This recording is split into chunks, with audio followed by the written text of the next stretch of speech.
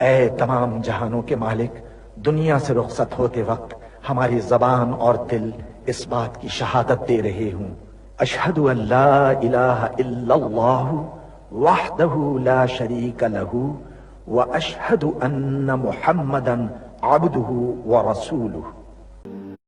اے میرے پروردگار، تو جانتا ہے کہ میں تیری کائنات کا سب سے حقیر ذرہ ہوں۔ میری حقیقت اور میرے دل میں چھپے ہر چور سے بس تو ہی واقف ہے۔ میرے گناہوں کی فہرست کتنی بھی طویل سہی، تیری بے قرار رحمت سے کم ہے۔ میرے مولا، تیرا ہی آسرا ہے، میری ہر سانس کے مالک، میرے ہر کام میں اپنا کرم فرما۔